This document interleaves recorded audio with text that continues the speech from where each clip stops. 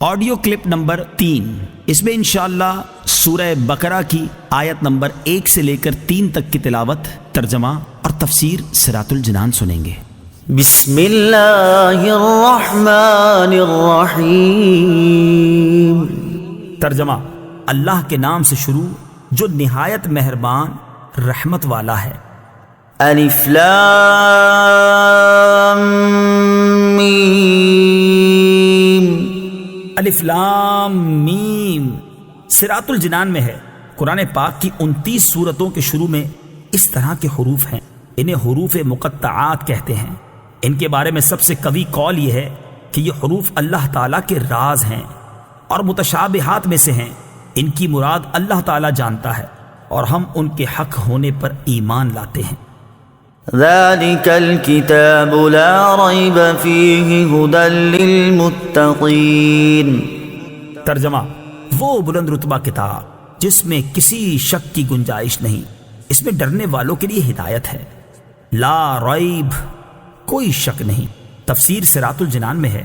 آیت کے اس حصے میں قرآن مجید کا ایک وصف بیان کیا گیا کہ یہ ایسی بلند شان اور عظمت و شرف والی کتاب ہے جس میں کسی طرح کے شک و شبے کی کوئی گنجائش نہیں، کیونکہ شک اس چیز میں ہوتا ہے جس کی حقانیت پر کوئی دلیل نہ ہو، جبکہ قرآن پاک اپنی حقانیت کی ایسی واضح اور مضبوط دلیلیں رکھتا ہے جو ہر صاحب انصاف اور عقل مند انسان کو اس بات کا یقین کرنے پر مجبور کر دیتی ہے کہ یہ کتاب حق ہے اور اللہ تعالیٰ کی طرف سے نازل ہوئی ہے۔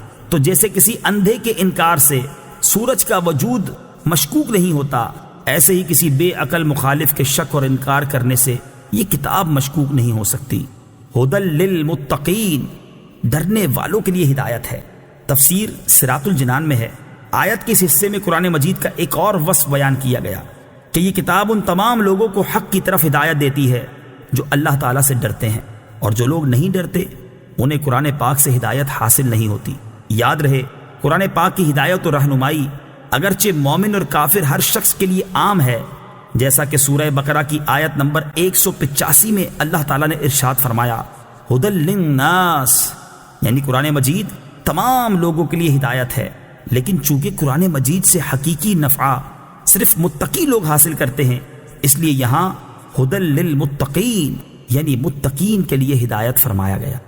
تقویٰ کا معنی ہے نفس کو خوف کی چیز سے بچانا، اور شریعت کی اصطلاح میں تقویٰ کا معنی یہ ہے کہ نفس کو ہر اس کام سے بچانا جسے کرنے یا نہ کرنے سے کوئی شخص عذاب کا مستحق ہو، جیسے کفر و شرک، کبیرہ گناہوں، بے حیائی کے کاموں سے اپنے آپ کو بچانا، حرام چیزوں کو چھوڑ دینا اور فرائض کو ادا کرنا وغیرہ۔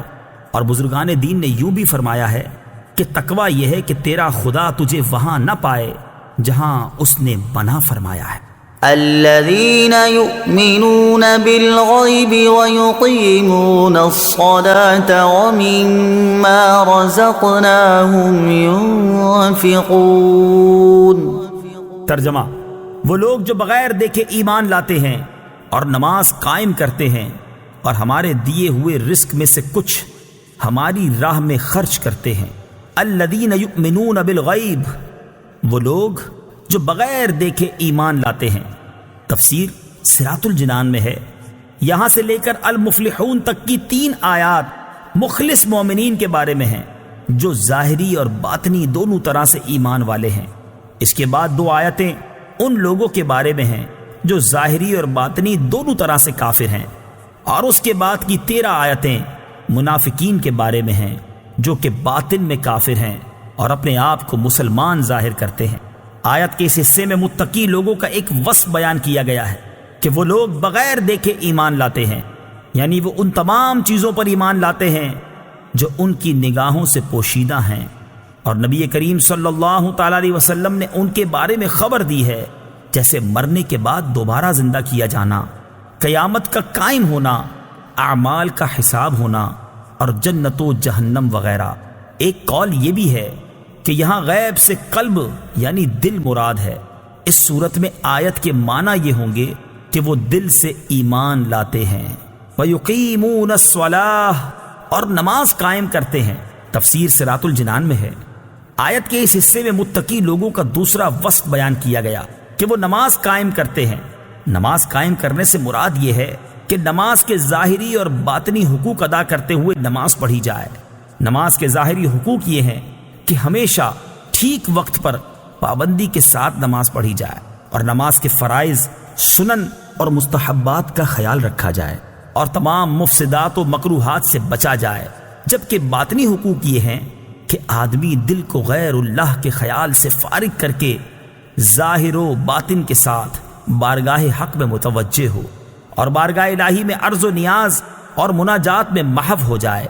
حضرت عقبہ بن عامر رضی اللہ تعالی عنہ سے روایت ہے، سید المرسلین صلی اللہ تعالی علیہ وسلم نے ارشاد فرمایا، جو بھی مسلمان اچھے طریقے سے وضو کرتا ہے پھر کھڑے ہو کر اس طرح 2 رکعت نماز پڑھتا ہے کہ اپنے دل اور چہرے سے متوجہ ہو کر یہ 2 رکعتیں ادا کرتا ہے تو اس کے لیے جنت واجب ہو جاتی ہے۔